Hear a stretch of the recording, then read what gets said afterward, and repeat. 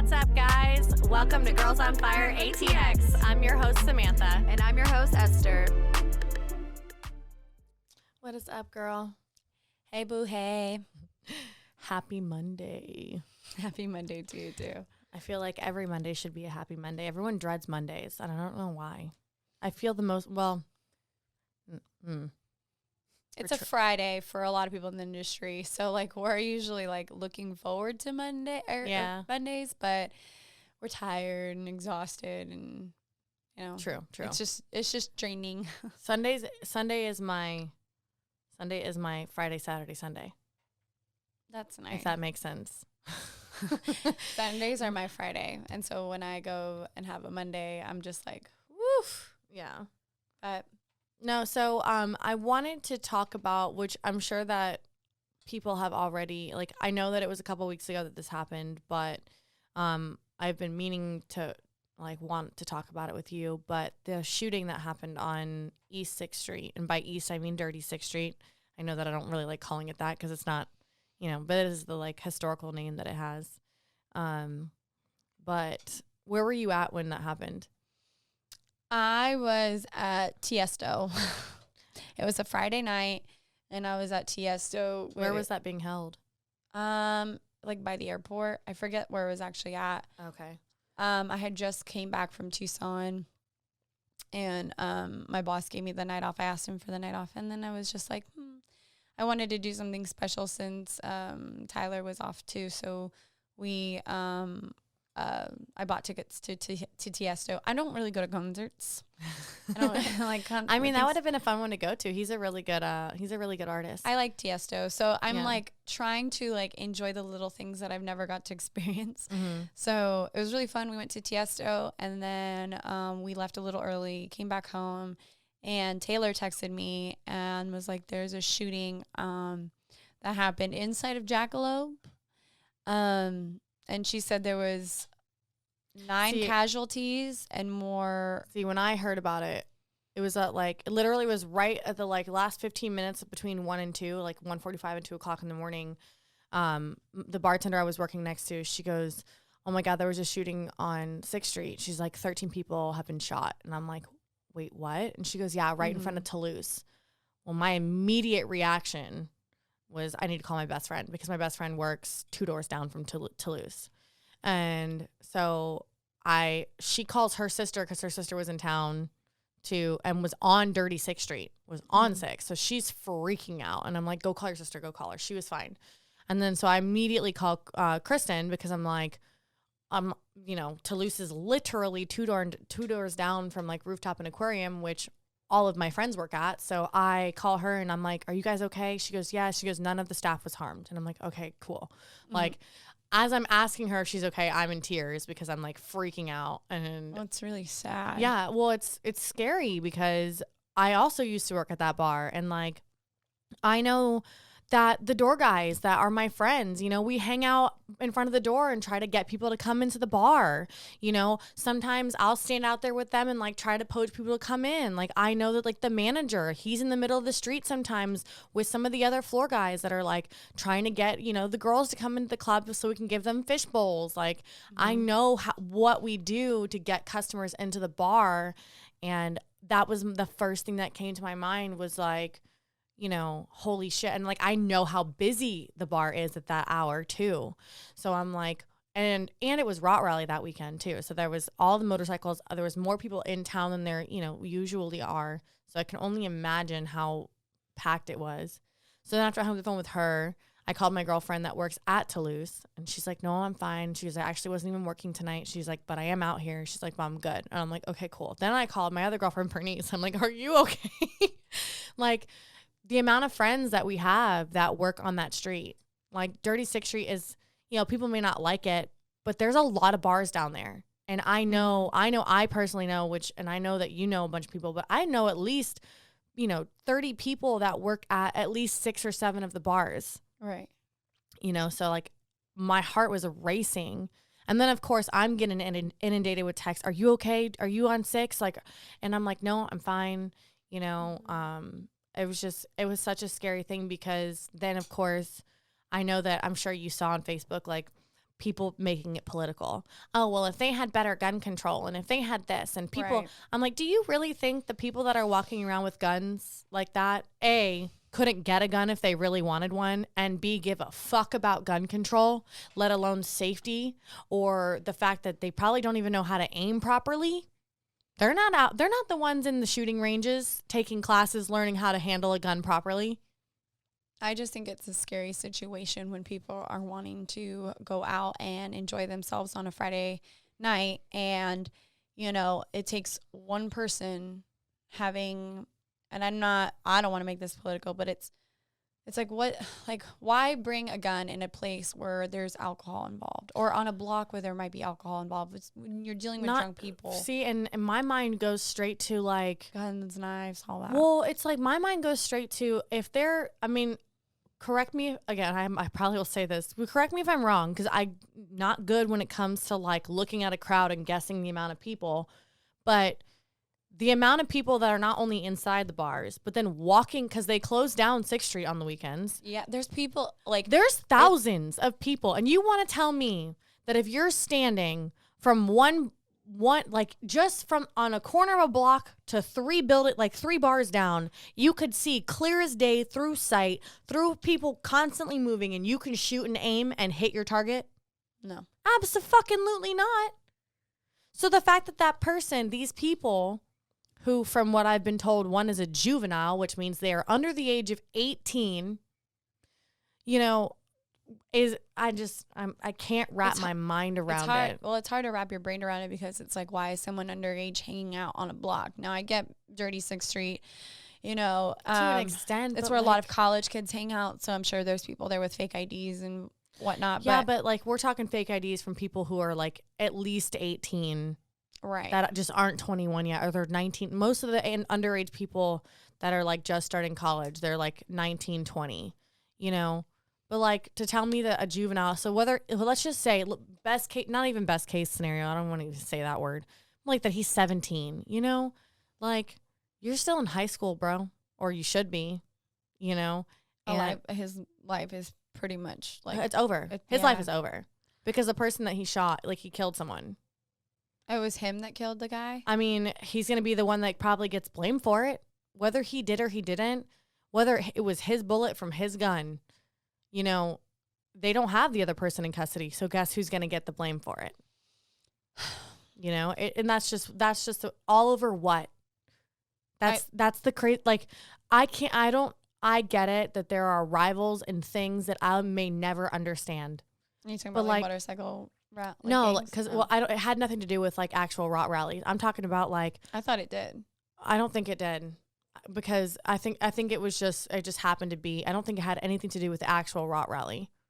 Okay, well the rumor that I heard, yeah, rumor. I'm sure there's several. Was that it was between somebody that was part of rot rally and somebody that wasn't. Then maybe.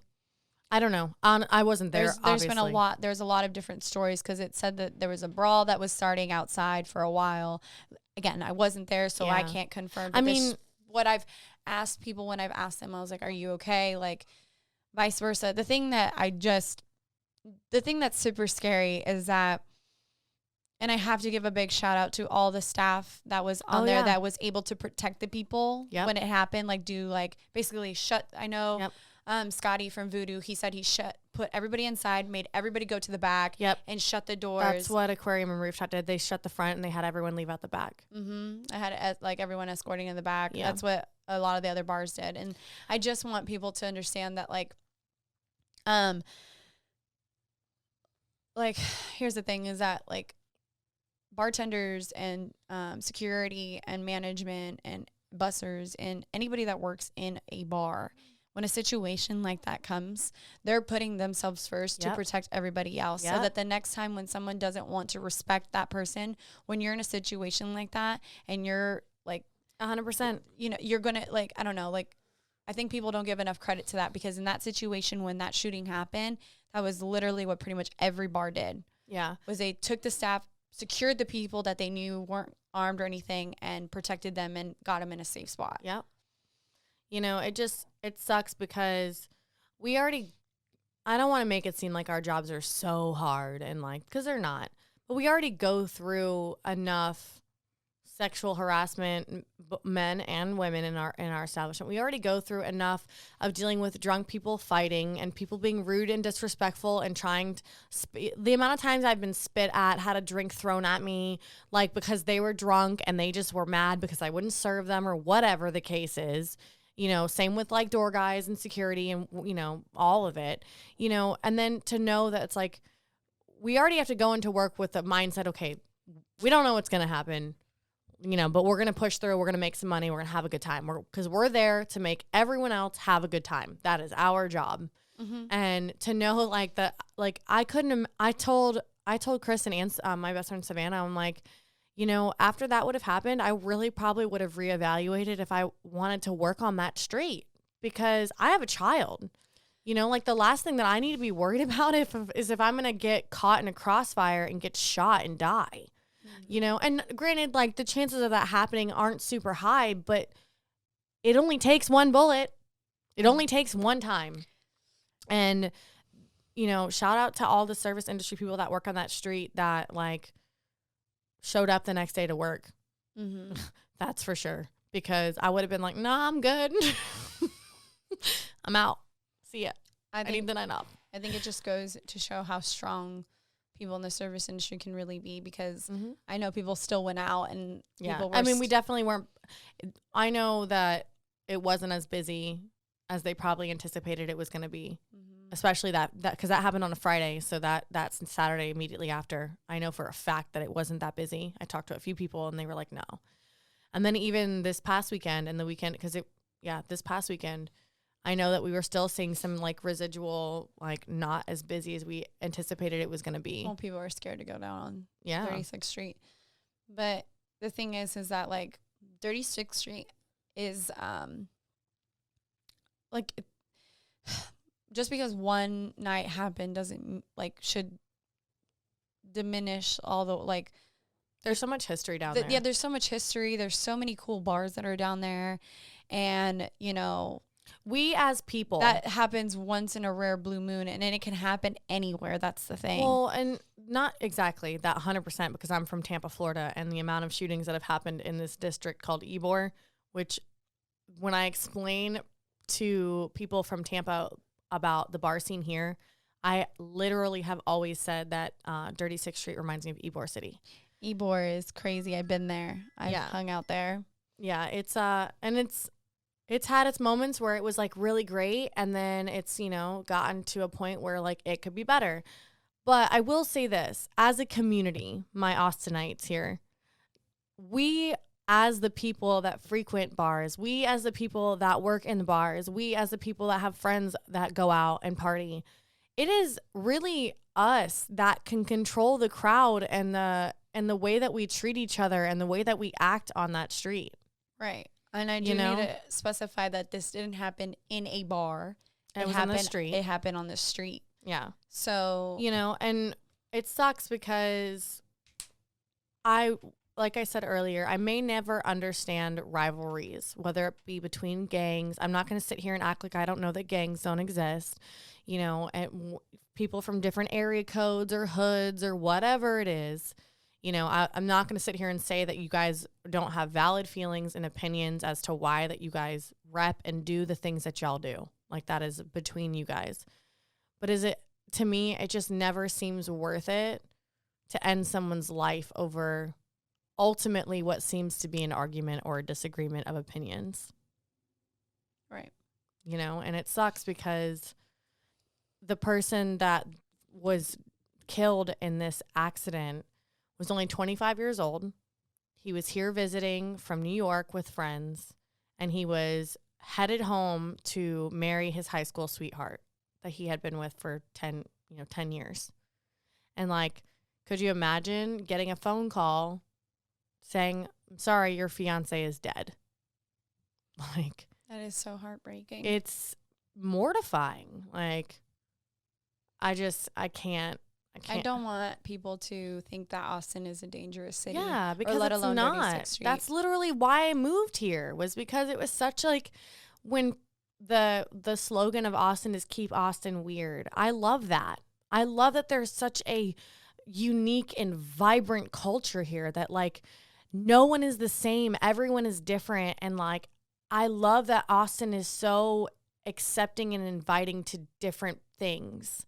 You know, people aren't like for the most part, people aren't judgmental, and they're not going to single you out because you're gay or, you know, lesbian or whatever, you know, transgender, anything like that. They're not going to single you out because you're black, white, Asian, you know, whatever race you are. Like, everyone is human. And that is one of the things that I love about Austin is you are a person. Right. You are a human. I just think people need to remember that and, you know, treat one another accordingly. Because, like, at the end of the day, you and I are human beings. I am someone's daughter. I am someone's friend. I am someone's aunt. You know, like, you're someone's mom. You're like, you know, you're someone's sister. Like, you know, we're human beings. And I think people forget that, like, you know, how to treat one another accordingly. Yeah. Like, if I'm going out to a bar and I'm being disrespectful to the bartender, I would expect for the bartender to be disrespectful to me. You know what I mean? Like, not having that sense of, like, people that are having this fucking entitlement. Like, I'm so over it. Like, it's like, you're coming into our establishment. You're wanting to have a good time. You have to remember that we're in charge of you being safe and making sure that you have a good time. Now, if you want to talk back to us, if you want to be disrespectful, there's the door. And we have no issue kicking you out. You are not special. Like, doesn't matter who you are. Yeah. And people forget that, like, we are, just because I'm at work and you're in an establishment where hospitality or a service is being provided, doesn't give people the right to be disrespectful to us. I do need to address a situation that I was involved in this past weekend. But I had a... basically, there was this female that came into my place of work, and she was being very disrespectful. Like, she was dancing on top of the tables. We were telling her to get down. We were being polite about it. We've been a little bit more lenient on telling people to get down. Like, instead of being so aggressive, we're like, hey, please don't get down. Don't get on the table for your safety. You're spilling everybody's drinks. Like, yeah, you can dance on the bench, right? So we told this girl, like, so many times to, like, get down off the table. She did not care.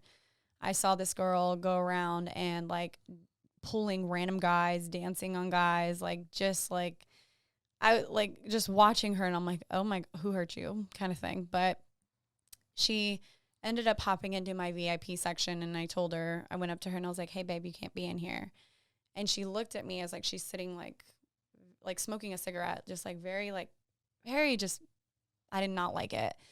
I went up to her and I was like, hey, babe, like, you can't sit here. And she was just like pointing me to come closer to her. And I'm like, okay. And she's like, oh my God, no one's buying bottles. I'm like, okay. And she's like, well, how much for this section? I was like, well, this is a 2-bottle minimum. And she's like just giving me so much, like, rude. And I'm just being nice. In the back of my head, I'm like, like, I don't deserve this. And basically she's like, we'll buy a bottle. I'm like, no, at this point, I'm not even going to serve you. Like, you're going to be too much.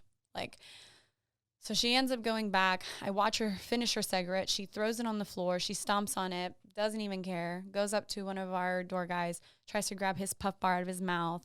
She's just like, just like rolling her eyes, just acting like this. I had already somebody in VIP. So she just looks at me dead in the face and just walks into VIP, grabs the guy, starts grinding on him. And then finally, like, we had all talked about and all communicated that if she gets back on the table that we were going to escort her out. So what does she do? She gets back on the table and escorts her. So I basically, like, went down up to her and I was like, hey, I need you to get down. So I grabbed security, had security go out. So security escorts her out and she starts pulling I bought so many bottles. Like, do you even know who I am? Like, this is so fucking stupid. Like, you guys, like, I'm going to come back. Like, you guys can't get rid of me, blah, blah, blah. And he didn't know that, like, who bought the bottles. So he felt really bad. So he even escorted her next door, offered to buy her a drink. She's like, no, I don't want one. Try to calm her down. And he's like, okay, well, you can't come back into, like, this establishment. She goes, you guys can't leave me out. My friends are in there. Yes, we can. So, but okay. basically, we're all communicating with one another. We're like, don't let her in. Just based off of just how rude she was, and, you know, blah, blah. We just weren't going to deal with that entitlement. So I'm texting my boyfriend. I'm like, you know, venting, because, like, this girl was just so rude. She really got under my skin. I didn't like how I was watching her just go around not caring about the people around her, like, trying to disrespect not only me, but, like, to the other security guards. Like, when she got on top of, like, our security guard, she started straddling him. And he's like, I don't, like, please just, like, leave. So I go over to another bar, and she's in there, and I watch her get kicked out.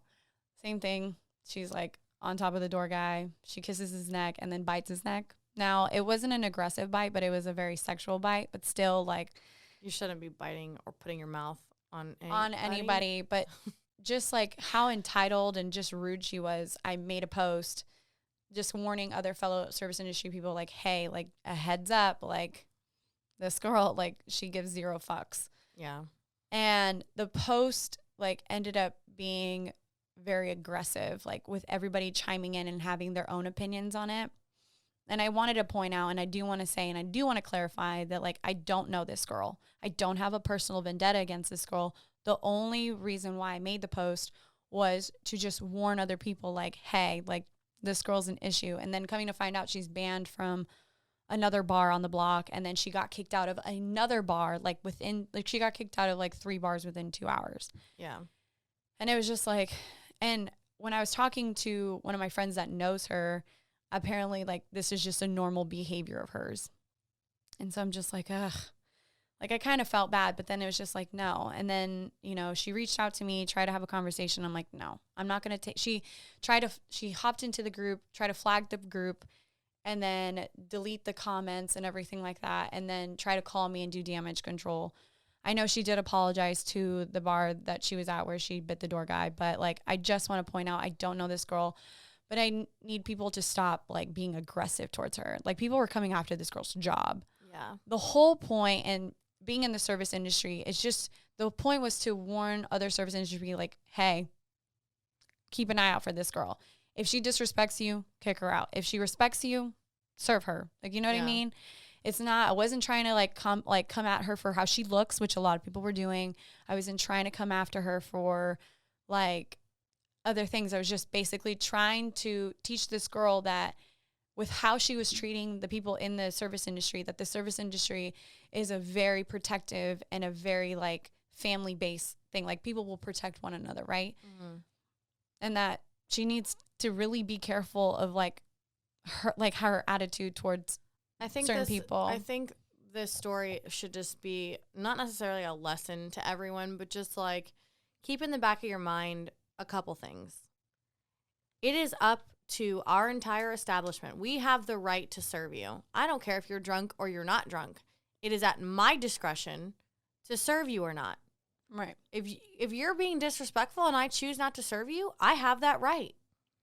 If the bar doesn't want you in their bar, they have the right to kick you out. You have zero rights to be in any establishment. It's no different than trespassing on someone's property. If I don't want you on my yard, I can have you arrested. Mm-hmm. You are on my property. You don't have a right to be there because your friends are there or because you want to be in our bar. That's not how this works. It is still an establishment. It is still a business. It still has to be ran. And I think that people forget that. And they come in here. I love. When I worked at Cat's Pajamas, I will never forget this day. We had a private party come in, and it was like a sorority party of, like, guys and girls. I don't forget what the fraternity sorority thing, whatever. Anyways, I was watching as we're pretty busy. I'm at, like, the back part of the bar, and these girls are sitting on the ledge where we had flamingos along the wall, like, in the dirt. And then, like, on the other side of that wall was the alley. So it was like literally like a 50-foot drop. Like, it was a drop. They were taking our flamingos and just throwing them, like, watching them fall to the ground. And I looked at this girl, and she saw me looking at her. She picks one up, and she just does this. And I started laughing, and I told the manager, and he made her walk down our stairs, go into the alleyway, pick it up, and bring them back upstairs. And I was like, do you go to your parents' house and jump on their furniture, throw the dishes on the floor? And this little kid, and I say little because I wanted to punch him in the face, and he's lucky that, like, I'm not allowed. Because he's like, well, they're just too, you could buy them on, I don't care if they're fucking 50 cents. It is the principle of the fact that this is an establishment. And if we were having to replace something every single night because a dumb fuck like you thinks that you're entitled to pick up our shit and throw it on the ground, we wouldn't be able to run a successful business. So when you're standing on tables, think to yourself, would I do this at my own fucking house? Probably not. Do you think that you should be doing it in a public establishment? Probably not. Like the common sense that people lose the moment they walk into a bar and like start drinking is just mind-blowing to me. It was just crazy to watch this girl use her sexuality to get what she wanted. I watched her use her sexuality to get a cigarette from a dude. I watched this girl like... Yeah, but she's enabled to do it. Well, right, but like... People enable her, have been enabling her and like let her do it. And right. It sucks because... I can see your frustration and I can see how that would make you upset. But at the end of the day, like it's out of our control because people have allowed her to do it for so long and she's been doing it for so long that she does feel entitled. Right. I like when she was talking to me, I was like, yeah, oh my God. Like it was so, and it takes a lot to get me to that point, but just how like, no one's buying bottles. Like, we'll buy a bottle. And it's like, no. And trying to like argue with me about it in a sense. And I'm like, no, absolutely not. Yeah. Like, I'm not going to even serve you because you'd be the kind of girl that's not even going to tip on top of that. And then if I add gratuity on it, you'd bitch about it. Yeah. And that's just based off of like what I was witnessing for the freaking half hour that I was literally standing by the like stage, just looking at her and observing her behavior. Yeah. And how she like looked at me in the eye and then walked in a service, like into a bottle service. Yeah. And then pulled the, I bought so many bottles cards when she in fact did not buy any. And I had to tell that to the security guard and he's like, well, what the fuck? Yeah. And then she tried to fabricate a story saying that she blacked out when she left. Well, you can't say whether or not someone blacked out. You weren't her. True. So but that's how she said she was placed in a car by our security. Yeah. When in fact that didn't happen. She was walked next door and there was multiple witnesses on that. That is, if that, obviously if that didn't happen, then she's lying about that. That's bullshit. So that's what I was trying to get at because I'm like, what? And then I watched her get kicked out of the other bar and I was like, what the hell? I'm sure she woke up the next day and was completely embarrassed and was, like you said, trying to like backtrack and like. She was doing damage control, but there's a way to go about it. Like an apology can go a very long way. I feel like in those scenarios, someone can say they're sorry. It doesn't mean they mean it. It's just a matter of like, her just coming into it and just trying to flag the post, trying to get it taken down. Yeah. And then after that, because she didn't get her way, trying to get me to respond when I in fact did. Because she was like, hey, I need you to take down the post. I don't remember. I was having a bad night. And it's like, no, I'm not going to take down the post. Like, you need to learn from this situation. You can't go into an establishment and act the way that you're acting and expect not to have any consequences. Yeah. I'm not going to go into your work and act like an asshole and then expect you to still like treat me like with the same respect. Like, I don't know. Like, it's just like one of those things, like the whole point that I wanted to do it was to teach her a lesson to not act that way and to apologize. But the fact of the matter that was that everybody kind of like chimed in and had their own opinions and saying that, she looked like a bitch. What your original post and it's was like, meant to be turned into something like, completely different. We're better than that. Like, it's like, okay, cool, noted, done. That's it. That's all that had to be said. But like, people were really just going in after her that I had to be like, look, guys, like, I want to like state that none of us deserve this. The whole point was to get an apology. All she had to do was be like, I'm sorry, I was really drunk. I apologize. Cool. Hash it out. That's it. And then just maybe not act like that again. Yeah. That's the whole point. Well, we can hope that she doesn't act like that again. I mean, yeah, I just wish she'd just apologize. Like, just go to each establishment and just be like, sorry, I fucked up. That would take a really big person to do that, and I would not hold your breath. So, but like, I personally want to clarify, and I want to state that I wasn't trying, like, I don't have a personal vendetta against this girl. But people that act like that, like, I'm not going to be quiet about it. Like, Yeah. there's going to be Well, I repercussions mean, that's of the that. whole point of that group anyways. It's to be like, hey, you know, like, it's to share our experiences, share certain stories, share, you know, situations like, hey, this person is out on West or dirty or rainy. They just got kicked out because they're being intoxicated. Keep your eye out for this person. Like, that's what we do to avoid, or like, they caused a scene, they caused a fight, they did this. Like, that's what the whole group is supposed to be for. Or like, so-and-so's looking for a bartender for this day. Yeah. Are anybody available? Yeah. Or new people that are moving into town. Hey, where can I go? Like, it's the service industry is a really big community, and we all protect each other, and we all want to help one another because we know how hard it is. And I think that people forget, like, how hard we work, how much work we put into it, into making people have a good time. And all that matters, like, all that we really want in return is just respect, kindness, and to see you guys smile. That's all. That's all. I don't think that's asking for a lot. And people being rude and all that stuff, it just sucks because it's a great thing to want, but at the same time, like, I have definitely accepted that not everyone was raised properly to be able to give that, and doesn't know how to give it, and not to expect it, because then I'd just be setting myself up for failure. Yeah. I've been having a lot of a different approach of, like, how I talk to people. Like, I'm just like, what are we doing? And then they'll be like, well, okay. Like, do you think that this is smart? Like, a lot of times when they hop into VIP, I'm like, what are you doing? Oh, I was just sitting. He's like, okay. Do you see that rope that's right by you? Uh-huh. Okay. What do you think that's significant? Like, what do you think that means? I probably shouldn't be here.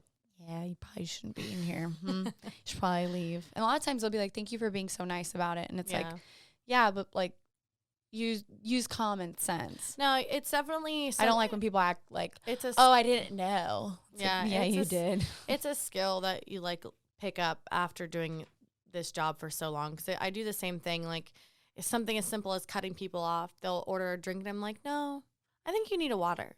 And they'll be like, no, I want a beer. I'm like, no, but I really think that you really meant water. And they're like, okay, fine. Instead of being like, no, you're cut off, I can't serve you anymore. And I'm like, no, you just need some water. How about you drink 7 waters for me, and then we'll talk about a beer. Because it's just like, people need to understand that, like, if they go out and they get in an accident, or they go out and cause a riot or cause something that has repercussions, it goes back to the bartender. Well, yeah. And not only that, but like, when it comes to talking to people about stuff, it's like, you can't give aggression and not expect aggression back. You know, you're going to get a direct replica of what you put out. So if you come up acting mean and rude and like disrespectful to the customer, they're going to act mean and rude and disrespectful right back to you. Right. It's just really like this industry is awesome. I love it. I love my job. I love everything about it. There are some good days and there's some bad days. And unfortunately, there are certain situations where it can have bad days. Like, there is no reason for a shooting on 6th Street. No, absolutely not. And there's no reason someone's life got taken out of it and people were injured for it. Yeah. And there's no reason why people have to be scared to go to work or scared to go out. Like, we're supposed to be creating fun environments for people, not scary environments. Yeah. And there's just no reason to act entitled, like, or act disrespectful or act rude. It's just not worth it. And like, this goes back to previous episodes where we've taught you guys how to order drinks, how to be nice. Yeah. It can really go a long way. And it honestly, like, compliments and, you know, like, appreciation goes a really long way, because those are the words that say, like, stick in the back of the brain. Like if a girl is like, hey, like, you have a really nice smile, it's like, thank you. Thank you for that. I love when people just ask for something and they say, please. Can I get a vodka soda, thank please? Yes, you absolutely freaking can. Do you want lime with that? You have an extra straw. I got a napkin for you. You want a tall glass? Like, you know, it just, little things like that just can go a long way. And it all goes back to, like, elementary school. Like, may I? And you get that like appreciation from your teacher. And then it's like, real funny, real quick. I have to be in the mood because I don't do it all the time because some people take offense to this. But I love when people come up to me and they're like, can I get this? And I'm like, I don't know. Can you? They're like, I didn't come here for an English lesson. And I'm like, well, maybe if you asked properly.